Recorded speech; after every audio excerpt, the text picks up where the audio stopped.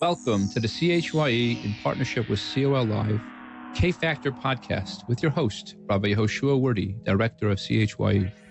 Each week we bring you interviews with amazing Jewish entrepreneurs sharing their challenges and successes. Their stories will inspire you to make the Keli to take your business aspirations to the next level. This week I'm very excited to be sitting with a good friend, somebody who we go back now close to, was this 10 years, 11 years? Yeah, about 11. 11 years. This is Duddy Shegalov, who's an entrepreneur extraordinaire. You know, I watched him start one business, work in another business, move on, create another business. Now he's running 3 businesses simultaneously. This is Duddy Shegalov. Welcome to the K Factor. Thank you for having me. It's a pleasure. And just to list your businesses before we go through the whole journey. So you have 2 restaurants. 2 restaurants. Right, and so say them correctly, those are? Bison and Bourbon. Bison and Bourbon, and then more recently? Noga, which is a milchig restaurant. Milchig, yeah, high-end dairy. High-end dairy, and we'll build up to that, and then you have your other business, right? You're still involved with the China? Yeah, importing from China. So it's just 3 businesses running simultaneously. This is a very special feat. But you know, in the K Factor style, we like to take people on a journey.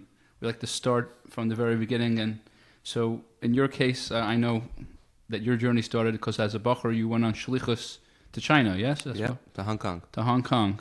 So you were there, and as you were in China, you just picked up the language then, or you already got involved to a certain degree in some things? No, so the first year I was in Hong Kong in 2006. Mm-hmm. I was there on shlichus. And while I was there, we, as a bochur coming from, I studied in Israel, in Kfar Chabad, for a few years. So as a bochur, studying in Kfar Chabad, you're used to a certain structure. Right. And then going into, when we went to Hong Kong, everything is very business-oriented, so we got used to a different structure. Right. It was very organized, very masudar, and, everything had to be on time. And I discovered in myself that, I really had that as a bochur, in Hong Kong. I really liked that style of environment. Right. Meaning, at the same time, you're on shlichus, so you have to, have some, structure. Obviously, you have to have structure, but you also have the freedom of a bochur, sometimes to do what you need. But overall, I met a lot of people, and everybody I met was really intriguing. Like just by the fact that they come overseas and they do business and they come to Chabad and they daven, and every Shabbos over there was I really liked that environment. Right. So, in my eyes, looking at a businessman, that was like my first real encounter with me looking ahead at my future and saying, wow, maybe I want to be like this. So after the year of Shlichus in 2006, I decided, I was in Hong Kong, and then I used to go for Shabbosim about 2 to 3 hours away in a place called Guangzhou. Mm-hmm. I would say it's the capital of, it's where the Canton Fair is. And I think, exhibition shows between Hong Kong and Guangzhou, those are the most, I would say, in the world. And already back then, those shows were already going on. Yeah, those were going on. And then we used to go as bochur, and we used to see all these amazing things and products being developed and businessmen, looking at new stuff. And we used to go with some people to help them out, with their suitcases during the shows. And it was just very fascinating to me. I guess, it all started because of the Rebbe. Shlichus. And then a year after my Shlichus, I moved down to China. And I said, you know what, I'm going to move here. We're going to look for something to do. And I was friendly with a person in the community that was exporting to Israel tiles and granite and marble. And they basically sat me down and they taught me a little bit about export from China. Mm-hmm. And I started a business bringing in, actually with 2 partners that I went with initially. I started a business of importing to the U.S. Mm-hmm. And to me, it wasn't really the category. We didn't go to China for a certain category. We went to China because we knew that we wanted to start importing something. And we said that eventually we'll find something. We lived there for about 8 months. And then we came back to the States and we started importing some tiles with no clients. We just put some, asked my mother for some money, asked my father for some money, asked some people for, and everything kind of fell in its place. And we just started, importing, and that was my first experience as a business owner. Just importing tiles and just trying to hustle and sell them before it landed back in the U.S. We didn't have a storage. We didn't have anywhere to put any of the products. We just said we just have to sell. So I knew once the goods are finished to be manufactured in China, it's going to take about a month for me to try and sell them.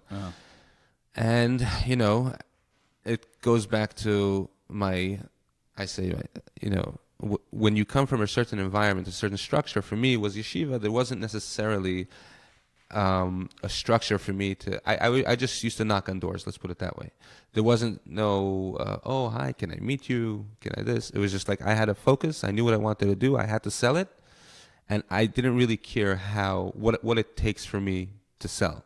I used to see a building in the middle of construction. I walk in, I say, hi, my name is Duddy Shagalov from GSG Ceramics. That was our company name. And I'm looking for the floor manager. I have some stuff, and I used to bring some samples, this and that. And eventually we sold a little bit here, a little bit there. We had some people that we knew in the real estate industry, just from being in Crown Heights. And thank God, Baruch Hashem, it worked out. And then we realized that, we don't necessarily have to start importing to make a move over here. So we started buying locally, a little bit reducing like the importing.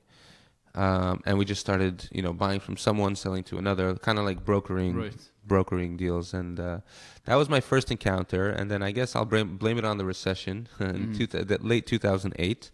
When nobody was really focusing on real estate because of the crash. That's when our tile business didn't really, So we split up as partners. And just a second, before you jump on further from there, what would you say? What was one amazing lesson from running that business? Like if it was something you wanted to tell somebody like that you learned out of running that business, what would that lesson be?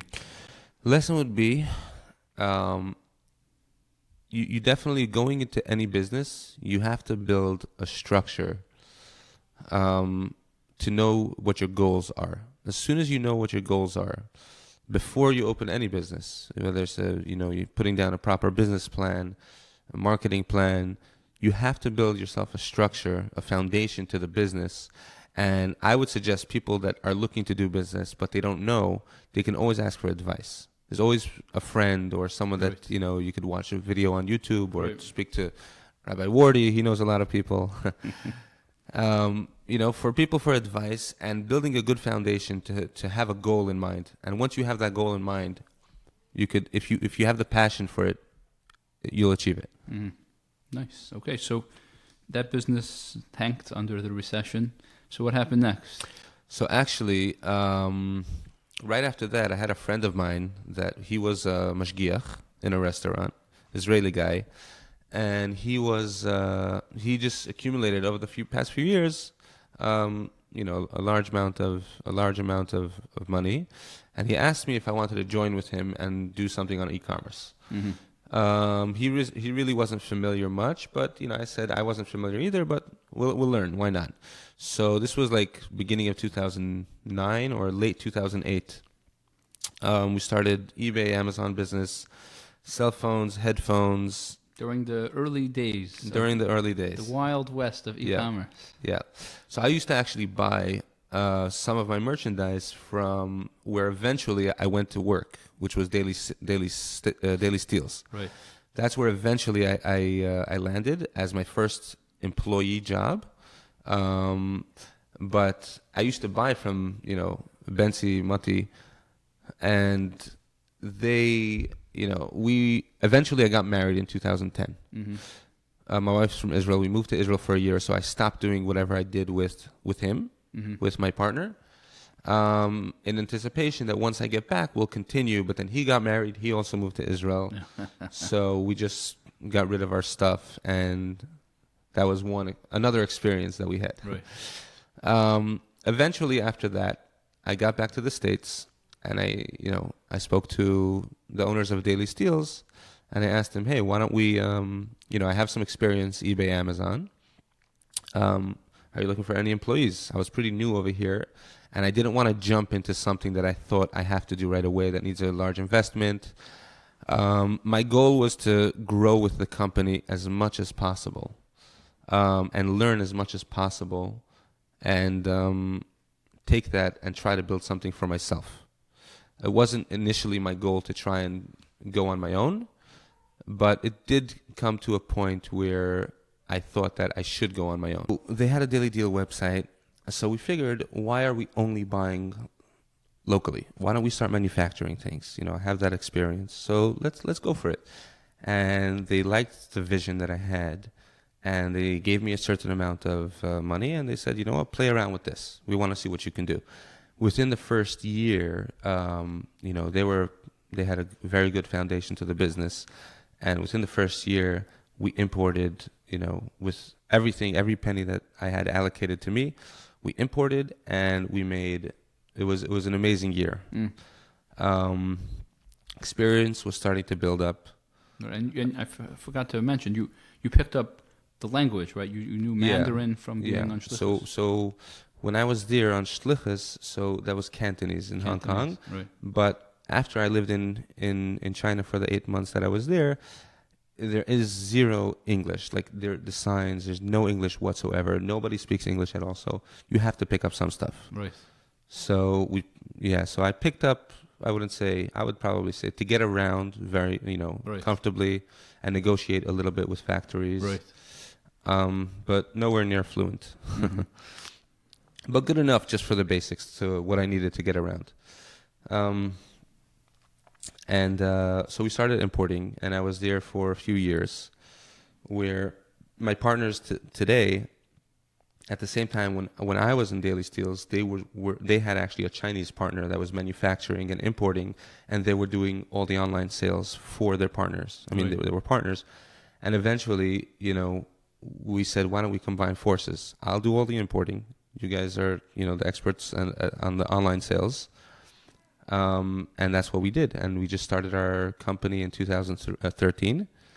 And we took it from there to where it is today. So our first goal was to import. What's the name of your company? Liger Electronics. Right, so you create your own electronics? Yeah, so we have actually 4 different brands throughout the year, in 4 different categories. And then during the season, the holiday season, we add a few more brands, like a toy brand or a LED brand and stuff like that.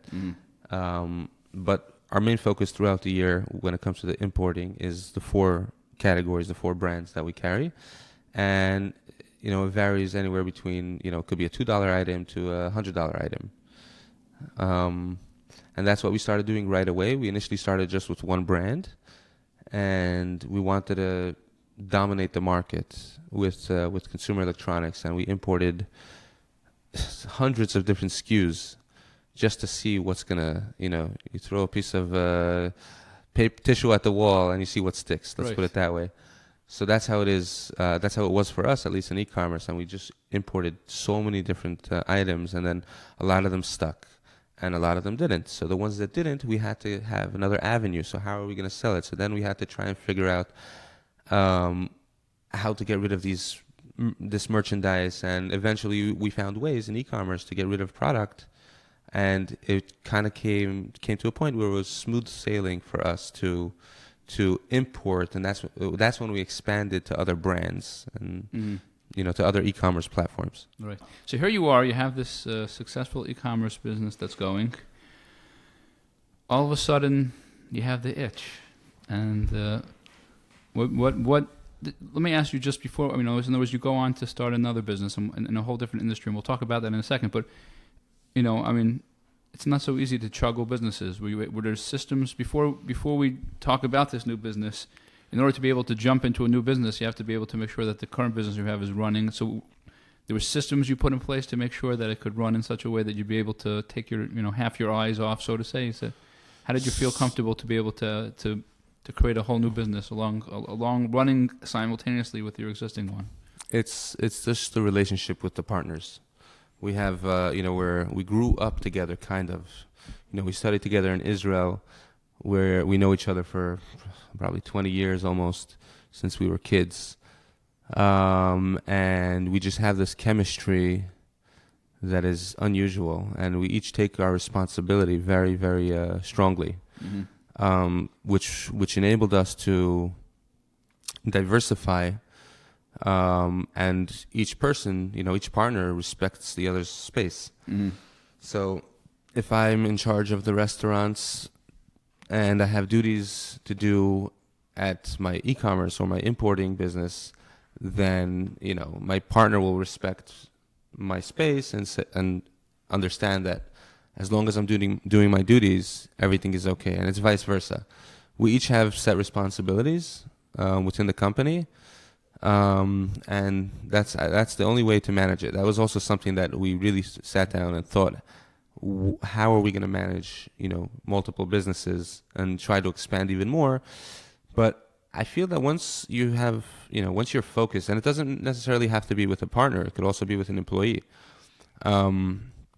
But once you have focus and, you have an employee or a partner that knows exactly what they need to do, then it definitely enables you to move on to bigger things. That's great. So there you are, you're running this business. How does it come into your head to go into the restaurant business? That's like a whole different industry. Tell us a little bit how it just came to be to begin with. So we used to go out, meeting this industry of manufacturing, importing. We also bought some stuff from local vendors. Is all about the relationships. You have relationships with manufacturers. You have relationships with other bigger companies or big companies that you buy and sell from. So we always used to meet people. We always used to go out. We always used to meet people. Now, not all the people, sometimes they want to choose the restaurant. They want to treat us out, so and so, quote unquote. But it's a not kosher place, so you can't necessarily eat there. Right.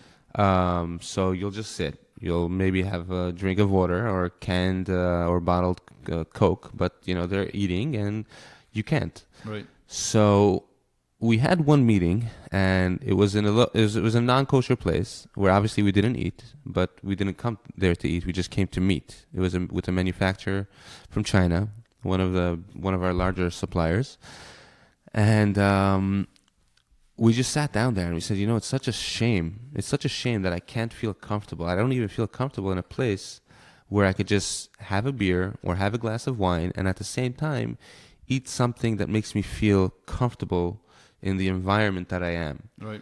And that's when we said, we have to fill a void in the community and we have to open a restaurant.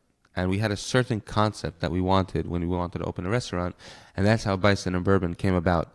The concept, when we opened Bison and Bourbon, it was more about, we wanted people to be able to come, have a good beer. You could sit outside. I think it's one of the only restaurants that have definitely the amount of space. We have over 100 seats outdoors. Right. And the whole facade and the whole way that everything is built, it's just very specific to what we wanted, as we felt that was a void in the community. And that's how, we didn't initially have... So let me dig that in. In other words, there are a lot of kosher restaurants that are out there. So you felt like that there was a certain niche that wasn't being filled within the space. Yeah, I didn't feel like, there's some places that are upscale, very upscale, fine dining. Right. There are some places that are, not up to the standard that we were looking for if we were taking out some clients. Right. But there was no place that I felt that had, good background music, a good environment, good service, good drinks, good food, that you could just come to and sit and have a good meeting just because you want to build your relationship. Right. It's not because you have to have a meeting and to talk something. It's simply to have a good time and build a relationship with a business partner. Mm-hmm. It wasn't necessarily specific to a business partner, but it could be with anybody. It could be with a friend, with your spouse, with your, with your parents. But for us, it was something that we always used to go out and we just wanted to have that. And as much as we wanted we didn't feel that there was a space or something like that. Right. So that's what gave us the drive. How we found Bison and Bourbon is a different story. Well, for putting aside the physical location of the Bison and Bourbon, but that's a whole brand new industry. I mean, in other words, it's one thing to create an environment, but to be able to serve good food and to run a restaurant business is a whole new, completely new thing. You had exposure to running a restaurant. Like, what gave you the courage to just jump into a completely new industry from the ground up? That's why I said how we found the place is very tied into the question. We didn't really, we thought it in the back of our heads, yeah, we want to open a restaurant. But did we think it was something feasible to happen so quickly? Absolutely not. We saw one location, then we're like, maybe it's not for us. And no, we did not know anything about the restaurant industry. We did not know anything about, in China, when we lived in China, I used to make my own food. Right. So that's when I got into food a little bit. Right. I used to cook for myself all the time. But, I'm not a chef or anything like that. I just enjoyed cooking as anybody else would like to cook in their house. But the way we had it is my partner, he was on the block of where Bison and Bourbon is now. There's another, like a hall. So a friend of his made it was just like a rental hall. Mm-hmm. And a friend of his had a birthday party and invited him to that party. Mm-hmm. After the party, he was walking by and he saw this place, Bison and Bourbon. Now, it wasn't Bison and Bourbon, obviously. It was just the location. Right. It was, before we bought into the place, it was 80% the same as it looks today. Mm-hmm. So there were these big arches outside, and he saw it, and it was intriguing. And This was a Wednesday night. Right. And he calls me up right away, and he says, look, you have to come check out this place. Mm-hmm. I'm like, it's already 11 o'clock. I'm not going to come now. Take some photos. We'll go tomorrow. He walked in, and he saw one person sitting at the bar. He thought it was a client, and it was actually the bartender. Uh-huh. And he asked them, do you know where the owner is? He said, yeah, come tomorrow at 9 a.m., and he'll be here. We came, me and my partner called me and my other partner, and we got there 9 a.m. We met the owner, and we were there from 9 a.m. till about 7 or 8 p.m. We had no clue what was going to happen that day.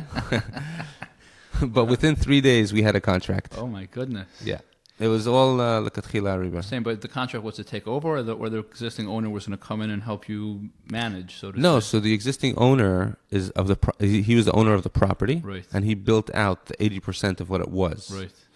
Or what it is. And so it just wasn't going well for him, and he wanted it wasn't. out. Yeah, he built it as a Turkish cafe, mm-hmm. In a place where there's no nightlife at all. I mean, There's no movement. It's an industrial area, right. And it just didn't work out for him. So the question I have to you then is when I heard that you were opening out there, I thought it's pretty risky. I mean, it is in the middle of nowhere. It's not near any of the it's not in any of the from neighborhoods. What gave you the confidence that people were going to flock to you? What gave us we didn't even focus on who's coming or not. We just said this has to be kosher. It doesn't matter if people come. This place has to be kosher, 100%. And we didn't think it was a risk. We didn't take that into factor at all. We didn't think it's gonna go. We didn't think it's not gonna go. We just thought we have to take it over, and then we'll see what's gonna happen. Mm-hmm. There was no thought process of what if not. Mm-hmm. You're in business. Sometimes you just see a vision. I'm not saying it's always a good thing. But sometimes you see something and you're blindsided by everything else because you just know. You have that bitachon that mm-hmm. it's going to be, that there's something there. Mm-hmm. Okay, wow, that's pretty incredible. Yeah. I didn't see that coming. So you know what? Just for the sake of our audience, I'm sure they'll enjoy this. Everyone nowadays, we're in this day and age where food has become all the rage, and all the big kosher magazines have the supplement with, make sure they have a big food section. Interesting. How did you choose an executive chef? I mean, there you are, you're starting from scratch in a brand new industry. Tell us a little bit how that journey went. So I could tell you how I used to choose, and I could tell you how I choose now. It's very, very different. Go for it. Let's go. Let everyone hear your journey, your progression. Yeah, definitely. So how I used to choose. actually, when we started the industry, when we started the restaurant, like I said, we had no clue. We signed the contract March 15, 2016. We opened the restaurant with zero. I mean, we had March 15, 2015. We had 0 employees. We had nothing. We opened the restaurant June 1st, 2016. 2.5 months later.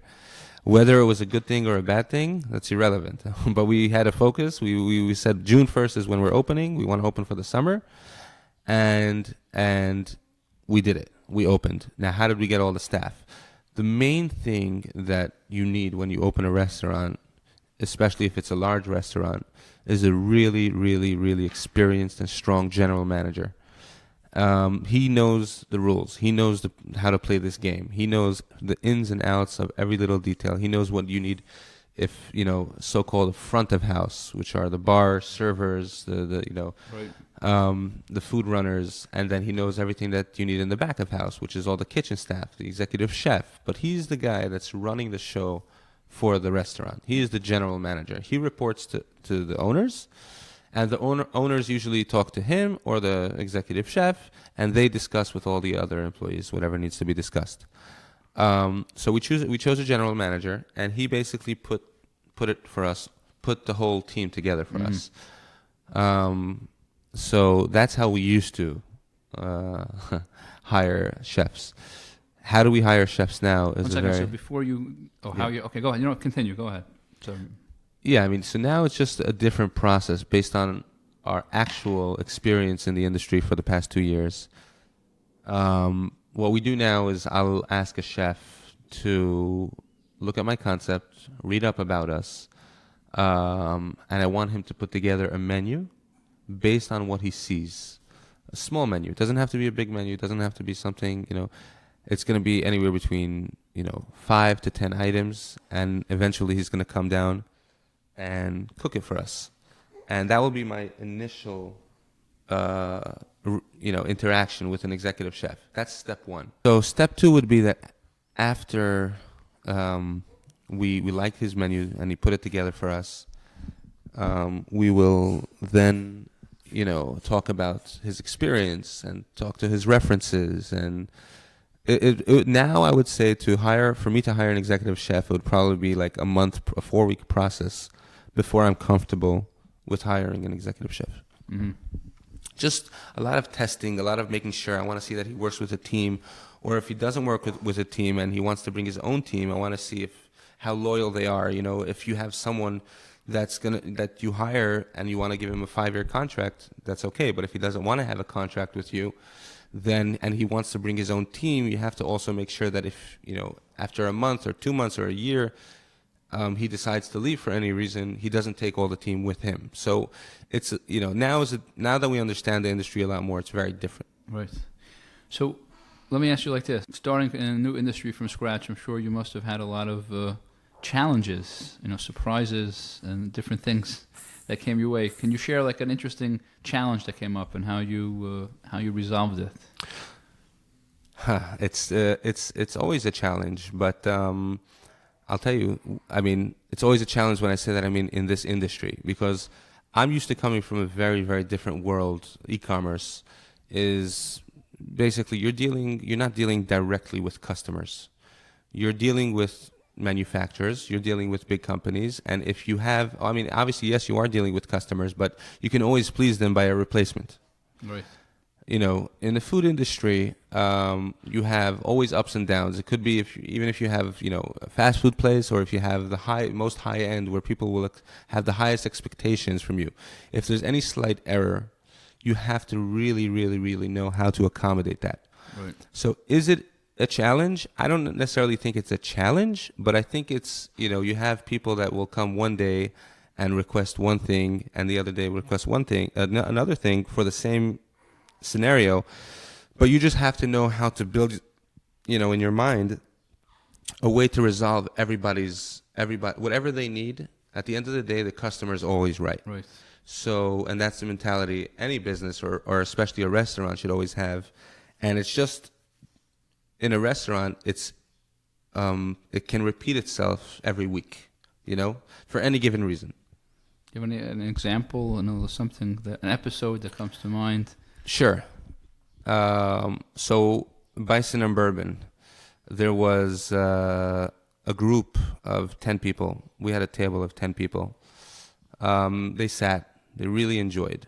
One of them ordered drinks, and the table ordered drinks, and one of the women over there were pregnant, and she did not order a drink.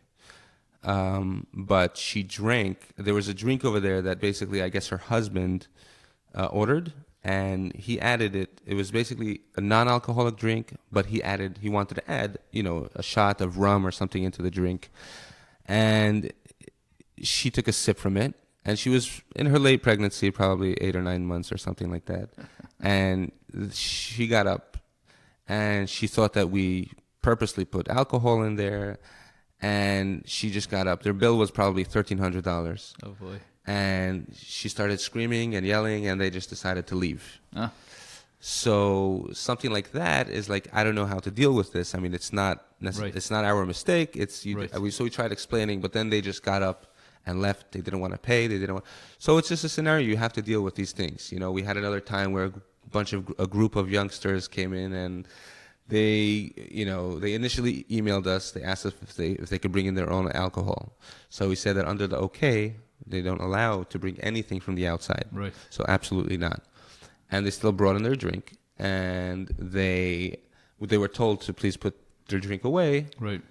And the manager told them that unfortunately, if you're not going to put the drink away, then we're going to have to charge you for it, or you're going to have to just like. And he literally just hit him in the face, the manager. That's horrible. Yeah. So these are like it doesn't happen often, let's put it that way. But these are some things that you have to know how to deal with it. Or you have customers that come in sometimes, and they came from a sports game around the corner, and they're completely intoxicated, and you just have to know how to deal with these people. Right. So these are some challenges a restaurant could have, but it's not something that often has on a day-to-day. On a daily operation, I could definitely tell you that everything is smooth sailing. It's very comfortable. There's a lot of communication with the staff. And it's just for me, Bison and Bourbon is just a really fun environment. I could come in there 10 a.m. I just sit outside. I brainstorm about things that I want to think about. And then, at 12 o'clock, my managers are going to come in. I could talk to them about the future of the restaurant, how we're going to make this better, how we're going to bring more people in, what kind of specials we're going to have. And that's the fun part for me. Right. And, dealing with customers, I also like that, dealing with people. So I guess, you had the partners, and you became the lead in the restaurant. It connected with you, and it just became your... Yeah, so initially we were all the lead in the beginning. Right. Because we were intrigued, and we were very, very busy. Right. Very, very. The first year, every night we were serving between 400 to 500 guests, and it was just amazing for us. Right. Having to, ask people to wait a few more minutes online just so they could get a table, and we didn't want to lose any customer, and we were giving out free stuff, and we were telling them to come back. We'll give them a gift card. Yeah, so that was fun, but that wasn't behind the scenes. That was on stage. Right. Now I'm more behind the scenes. Now I'm more like operational in the back end, dealing with the management, and the management is more dealing with the customers now. Right. But I keep the fun part, the management. Nice. So here we are. You've got an e-commerce business, and now you're running a successful restaurant. And this is not just a small restaurant. We're talking here about a very large restaurant. How many? Would you say how big is this seating capacity by you? Bison and Bourbon? 282 seats. 282 seat restaurant. And it falls into your head that it's not enough. It's time to open a new restaurant. How does that come about?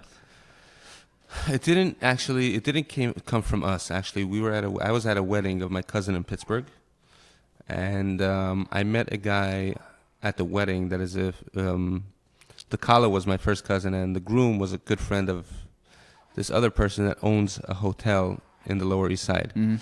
We met over there. We didn't speak much over there. I just told him briefly Bison and Bourbon, this and that. And then, he's in the Lower East Side, next to like literally around the corner from the restaurant where it is now. There's a Chabad house, Rabbi Stone. Okay. And Rabbi Stone was telling them in the hotel there was initially a non-kosher restaurant, which didn't succeed. And he was telling them, why don't you guys open a kosher restaurant? It would be so beautiful to bring back kosher to the Lower East Side. It has been years since there was something over there. Why don't you talk to the guys from Bison and Bourbon? So then he said, wait a second, I know the guy from Bison and Bourbon. I met him at a wedding in Pittsburgh. So they called me, and they asked us if we would like to join the opportunity and open something kosher.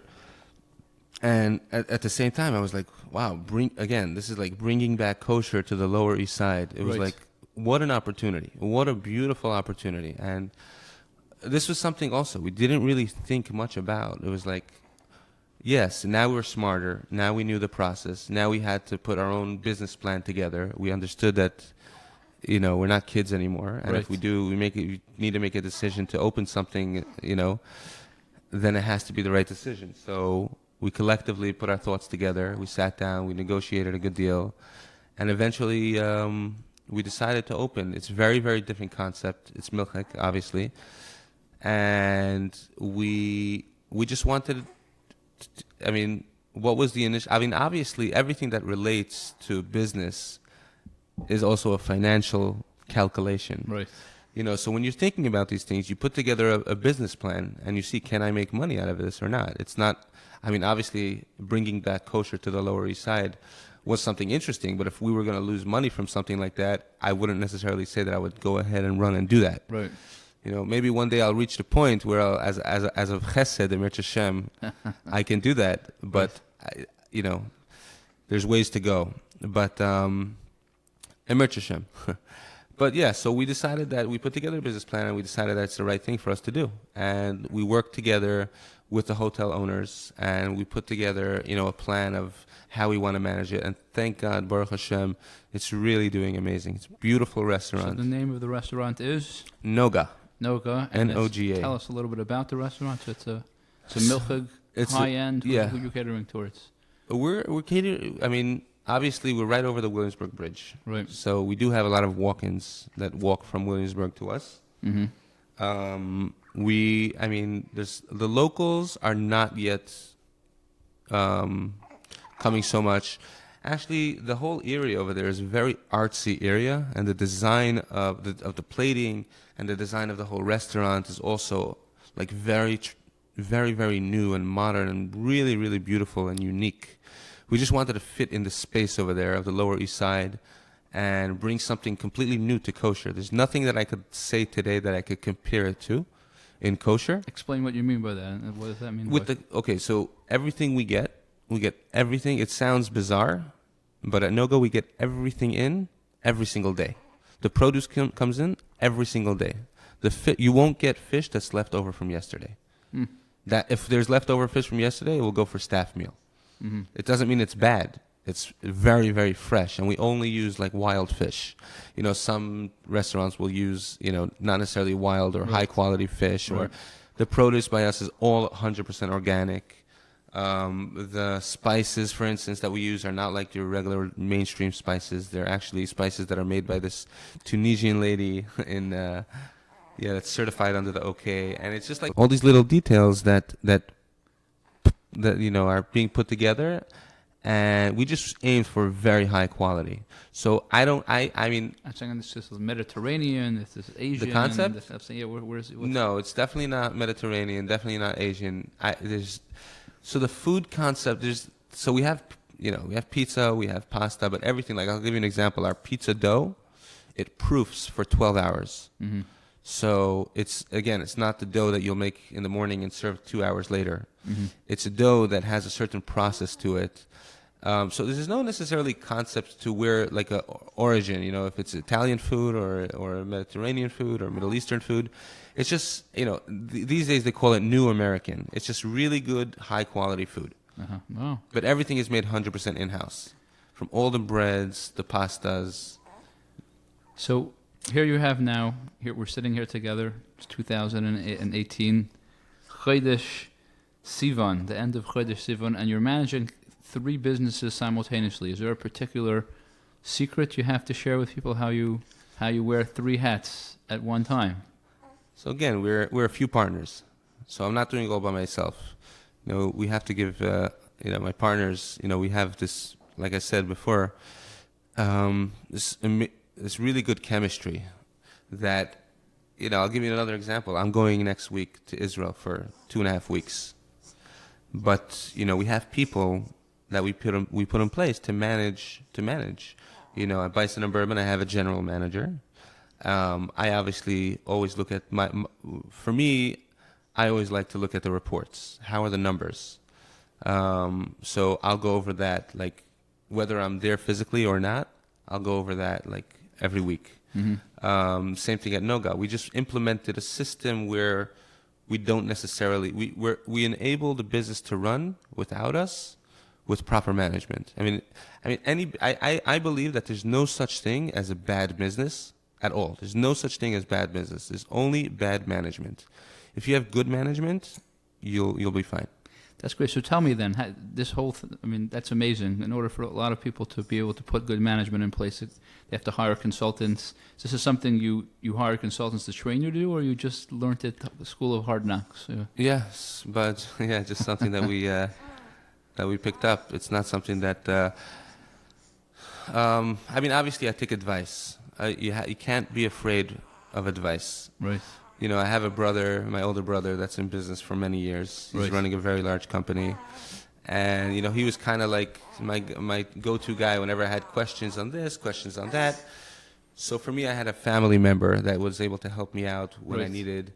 But generally speaking, we just had to figure it out on our own, on how to... That's amazing. I really, I Baruch Hashem, over the years, I've watched a lot of people build businesses, and definitely one of the most difficult things is being able to put systems into place so that the business has a certain structure and you could sort of walk away and the engine, runs along. That's I take my hat off to you for that. Over here, it's obviously not only us; it's obviously Hashem managing everything, and that's definitely the main source of everything. Two questions. Number one is just in general. People always say the restaurant industry is a killer industry, and you have to be very careful. People have seen restaurants open and restaurants close.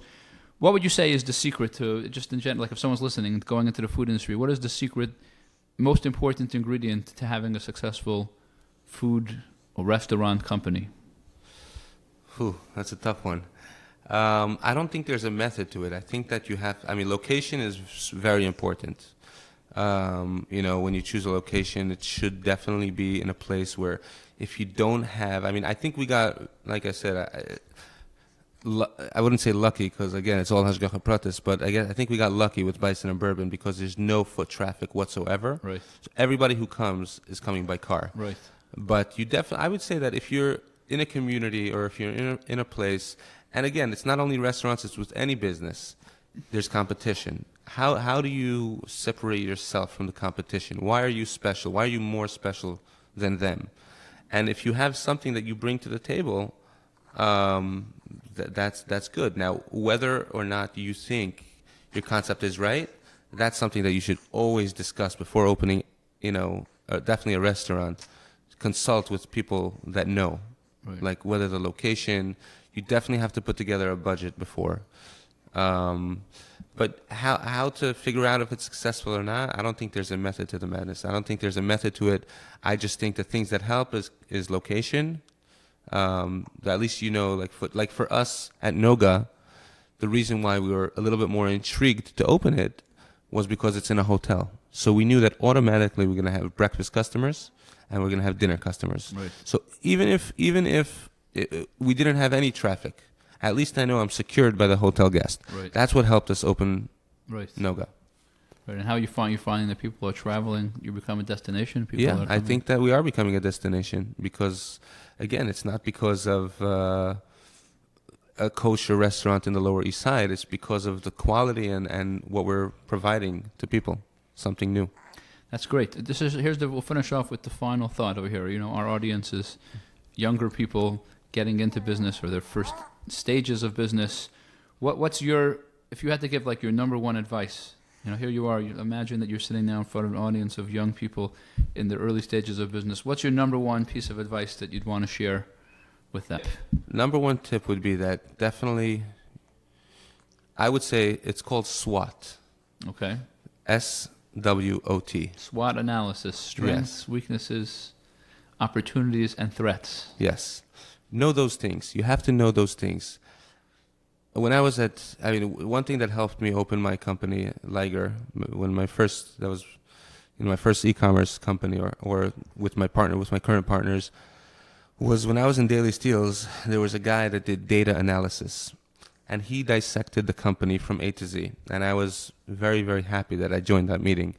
It was a manager's meeting, and he basically took every single part of data that was in the company, and he broke it down by departments. So you have your warehouse department, you have your creative department, you have your managing department, your buying department, your sales department. And this is in any business, whether it's a restaurant, whether it's a e-commerce business or real estate business, you have all these departments. And you have to make sure that within these departments, there's sub-departments. So let's say in creative department, you'll have your graphic design, and then you'll have your image content. So all these things, you have to make sure that all the data is there before you open a business. There's a lot of surprises that could come, and if you're able to figure out by doing your research or consulting with people from the industry, I would say definitely consult with people. Don't be afraid don't think you're smart. Have a goal in mind, and don't be afraid to take a step back. If you need to just consult with people that really, really know. It only helps. This has been a great conversation. I really enjoyed your story. It's a fantastic story. Should have tremendous continued atzlacha. Amen. And everybody have a wonderful week. Mechayel el chayel. Thank you for listening to the CHYE in partnership with COL Live K-Factor podcast with your host, Rabbi Yehoshua Wordy. We look forward to bringing you more amazing entrepreneurs to share their stories. See you next week.